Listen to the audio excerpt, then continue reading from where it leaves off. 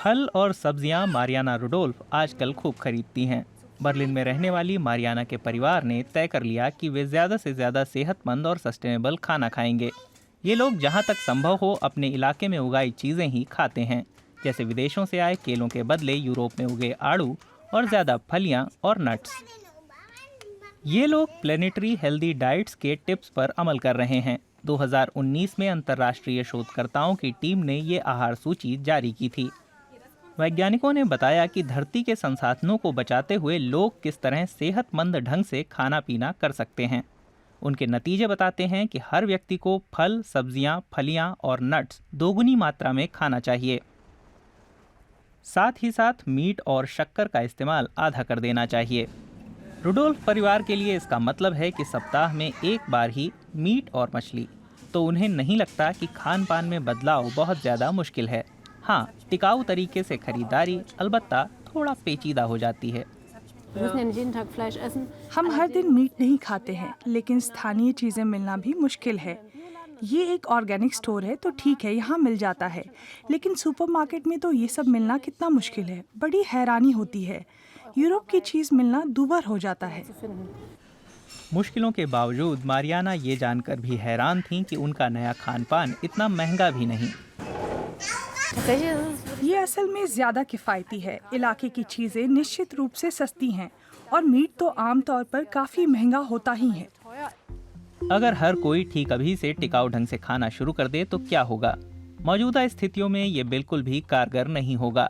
दुनिया भर में पर्याप्त संख्या में उस लायक खेती की जमीन उपलब्ध नहीं है कि तुरंत बदलाव किया जा सके।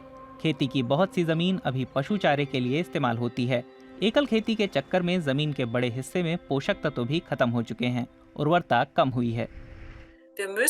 हमें उसी जमीन पर ज्यादा भोजन पैदा करना होगा। कम से कम जीवाश्म ईंधन, कम से कम कृत्रिम खाद और कम से कम कीटनाशकों के साथ ज्यादा से ज्यादा इको फ्रेंडली सामग्रियां लगानी होंगी। ये सब मुमकिन है और बात केवल खेतों तक ही सीमित नहीं है। इसके लिए व्यापार समझौतों और राजनीतिक समझौतों में बड़े बदलावों की जरूरत है। दुनिया के दूसरे हिस्सों में पहुंचाने से पहले स्थानीय उपज को इलाके में ही बेचा जाना होगा। औद्योगिक स्तर पर पशुपालन को खत्म करना होगा और जानवरों को सिर्फ चरागाहों में ही रखना होगा।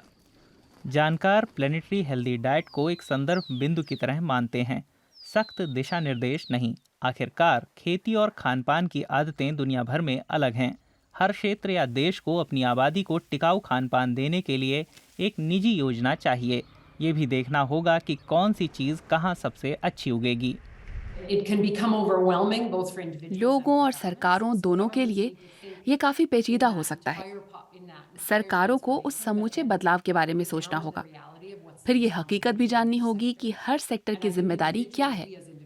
मेरे ख्याल से व्यक्ति के तौर पर हम लोग भी ये कर सकते हैं। खपत और बिक्री के बाद भी हमारे पास बड़ी मात्रा में खेतों में सड़ता हुआ खाद्यान्न है। ये चीज़ दुरुस्त हो जाए तो हम उत्सर्जन में 8 से 10% की कमी ला सकते हैं। रुडोल्फ परिवार अब इस पर विशेष ध्यान देता है कि अपना सामान वो कहाँ से खरीदेगा। वो नियमित रूप से स्थानीय किसानों की उपज खरीदकर उनकी मदद करता है। खाने की मेज पर अब खान पान की टिकाऊ आदतों और इसकी राजनीति पर चर्चा होती है, लेकिन एरिक और मारियाना रुडोल्फ को चिंता है कि ज्यादा टिकाऊ डाइट के मामले में उपभोक्ता पर कुछ ज्यादा ही जिम्मेदारी थोपी गई है। सिर्फ उपभोक्ता ही जिम्मेदार नहीं है, हम सभी अपने अपने हिस्से का काम कर सकते हैं। जर्मनी में और पूरे यूरोप में बहुत सारे युवा अपना पूरा जोर लगा रहे हैं, लेकिन ये इतना आसान नहीं है क्योंकि कोई ढांचा ही नहीं बना है। स्थानीय सब्जियों से बना पिज्जा इन लोगों को बहुत पसंद है, खासकर बच्चों को। रुडोल्फ दंपत्ति इस बात की पूरी कोशिश करते हैं कि टिकाऊ खाना स्वादिष्ट भी हो।